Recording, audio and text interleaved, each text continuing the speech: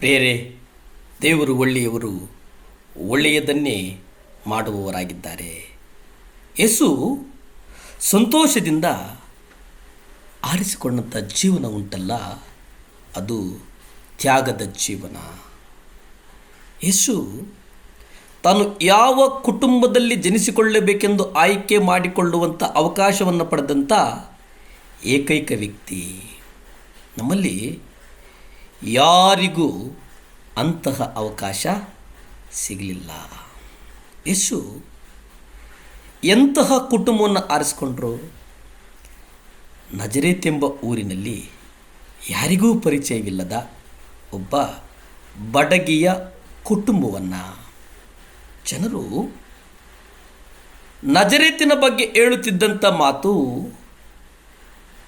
ನಜರೇತಿನಿಂದ ಒಳ್ಳೆಯದೇನಾದರೂ ಬರುವುದುಂಟೇ?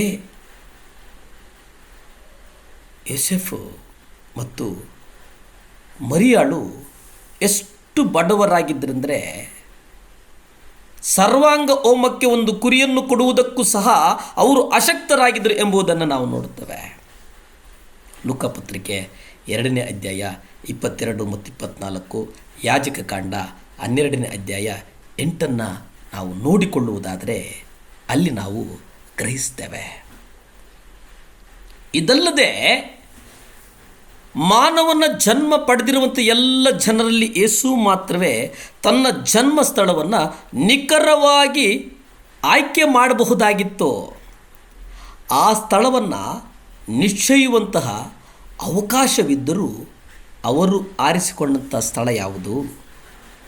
ಅದು ದನ ಕುರಿಗಳ ಒಂದು ಮುರುಕು ಹಟ್ಟಿಯಲ್ಲಿ ಅವುಗಳಿಗೆ ಹುಲ್ಲು ಉಣಿಸುವಂತೆ ಒಂದು ಪೆಟ್ಟಿಗೆಯಾಗಿತ್ತು ಎಂಬುದನ್ನು ನಾವು ಗಮನಿಸಬೇಕಾಗ್ತದೆ ಪ್ರಿಯರೇ.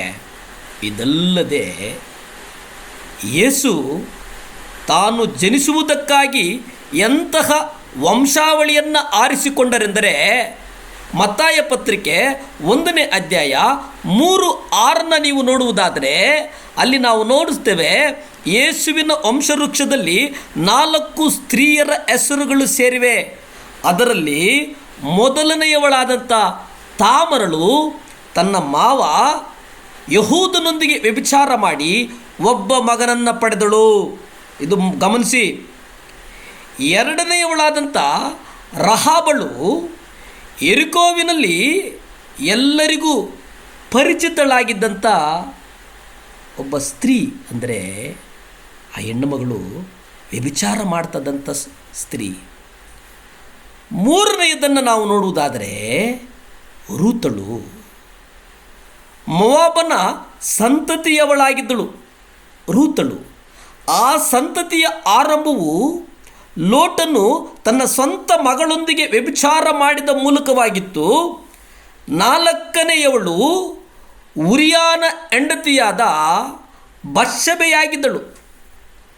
ದಾವೀದನು ಆಕೆಯೊಂದಿಗೆ ವ್ಯಭಿಚಾರ ಮಾಡಿದ.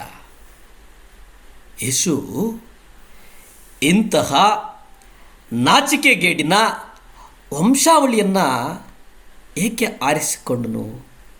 ಇದೊಂದು ಯಕ್ಷ ಪ್ರಶ್ನೆ ಅಲ್ಲವೇ? ಏನಾಗಿರಬಹುದು? ಅದರ ಕಾರಣಗಳನ್ನು ಹುಡುಕ್ತಾ ಹೋದರೆ ಯಾಕೆ ಕರ್ತನು ಅಂತಹ ನಾಚಿಕೆಗೇಡಿನ ವಂಶಾವಳಿಯನ್ನು ಆರಿಸಿಕೊಂಡನು ಎನ್ನುವುದನ್ನು ಇತಿಹಾಸ ತಜ್ಞರು ಹೇಳೋದೇನಪ್ಪ ಅಂತಂದರೆ, ಬಿದ್ದು ಹೋದಂಥ ಆದಾಮನ ಜನಾಂಗದೊಂದಿಗೆ ತನ್ನನ್ನು ಸಂಪೂರ್ಣವಾಗಿ ಗುರುತಿಸಿಕೊಳ್ಳಲಿಕ್ಕಾಗಿ ಅಲ್ಲಿ ನಾವು ಆತನ ದೀನತೆಯನ್ನು ನೋಡ್ತೇವೆ. ಆತನ ಕುಟುಂಬ ಮತ್ತು ವಂಶಾವಳಿಯ ಮೂಲಕ ಪಡೆಯಬಹುದಾದ ಯಾವುದೇ ದೊಡ್ಡತನವನ್ನು ಬಯಸಲಿಲ್ಲ. ಯೇಸು ತನ್ನನ್ನು ಮಾನವನೊಂದಿಗೆ ಸಂಪೂರ್ಣವಾಗಿ ಗುರುತಿಸಿಕೊಂಡರು. ಆತನ ಜನಾಂಗ, ಕುಟುಂಬ, ಸಾಮಾಜಿಕ ಸ್ಥಾನಮಾನ ಇವೆಲ್ಲವನ್ನು ಲೆಕ್ಕಿಸಿದೆ. ಎಲ್ಲ ಮಾನವರು ಮೂಲತಃ ಸಮಾನರು ಎಂಬುದನ್ನು ನಂಬಿದನು. ಸಮಾಜದ ವಿವಿಧ ಹಂತಗಳಲ್ಲಿ ಅತಿ ಕೆಳಗಿನ ಅತಿ ಕನಿಷ್ಠರಾಗಿದ್ದ ಜನರೊಂದಿಗೆ ಒಂದಾಗಿದ್ದನು. ಪ್ರಾರ್ಥಿಸಿಕೊಳ್ಳೋಣವೇ. ಭೂಮಿ ಆಕಾಶಗಳನ್ನು ಉಂಟು ಮಾಡಿದಂಥ ಸರ್ವಶಕ್ತನಾದಂಥ ದೇವರೇ ಸ್ತೋತ್ರಪ್ಪ. ದೇವರೇ, ನೀವು ಈ ಲೋಕಕ್ಕೆ ಬಂದಿದ್ದು ಸ್ವಾಮಿ, ನೀವು ಆಯ್ಕೆ ಮಾಡಿಕೊಂಡು ಬಂದಿದ್ದು ನಮ್ಮೆಲ್ಲರ ಪಾಪಗಳ ಶಾಪ ವಿಮೋಚನೆಗಾಗಿ ಸ್ವಾಮಿ. ಅದಕ್ಕೆ ನಾವೇನು ಕೊಟ್ಟರೂ ಸಾಲುವುದಿಲ್ಲ ಸ್ವಾಮಿ. ಅದನ್ನು ತೀರಿಸುವುದಕ್ಕೆ ನಮ್ಮಿಂದ ಸಾಧ್ಯ ಇಲ್ಲಪ್ಪ. ಅಪ್ಪ, 7 ಲ್ಯಾಂಪ್ ಚಾನಲ್ ಯಾರು ನೋಡ್ತಾ ಇದ್ದರು ಸ್ವಾಮಿ, ಅವರ ಮೇಲೆ ನಿಮ್ಮ ರಕ್ತ ಚೆಲ್ಲಲ್ಪಡಲಿನಯ್ಯ. ಯೇಸು, ಸಹಾಯ ಮಾಡಪ್ಪ. ಅಪ್ಪ, ಸಹಾಯ ಮಾಡು. ಮಕ್ಕಳನ್ನು ಆಶೀರ್ವದಿಸು, ಬಲಪಡಿಸು, ಸ್ಥಿರಪಡಿಸು. ಯೇಸುವಿನ ನಾಮದಲ್ಲಿ ಬೇಡ್ತೇನೆ ತಂದೆ, ಆಮೆನ್.